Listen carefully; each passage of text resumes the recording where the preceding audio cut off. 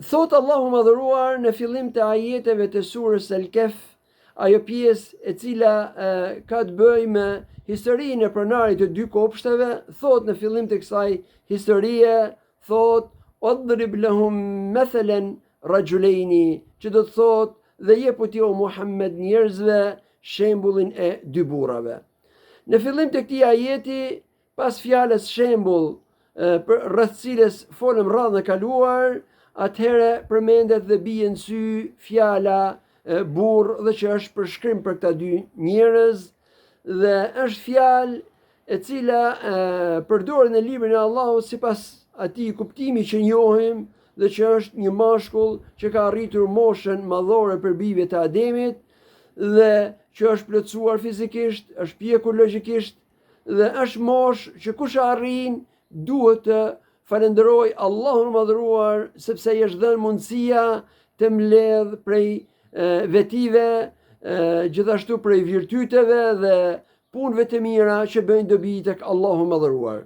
Siç edhe duhet kujtoj kthimin tek Allahu madhëruar, sepse është moshë që më herë pas saj fillon plakja dhe njeriu afrohet nga largimi i tij nga kjo botë. Dhe prandaj 40 vjeçarët kur përmenden në librin e Allahut, përmenden për të nxitur për falënderim për atë që ka kaluar, siç edhe përmenden për të nxitur për dua dhe lutje për vete dhe pasardhësit, për shkak se janë afër moshës së tjetër dhe që është mosha e largimit nga kjo botë.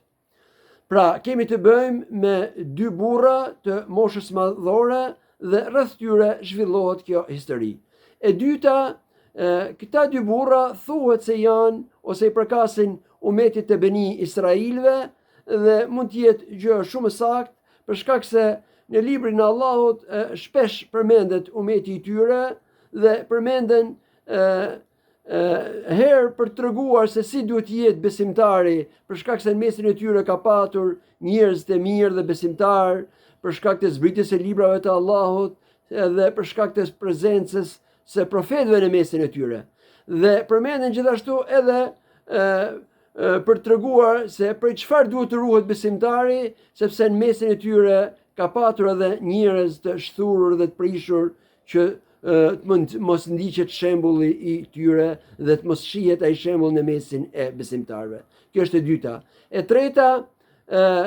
në lidhje me origjinën e pasurisë së këtyre dy burrave, thuhet se ata ishin vëllezër dhe pasuria e tyre në origjinë është prej trashëgimisë që kishin prej prindërve të tyre. Dhe kur secili mori prej pjesën e tij të trashëgimisë, besimtari prej tyre përdori në bindje të Allahut madhëruar dhe fitoi vlera dhe fitoi punë të mira, ndërsa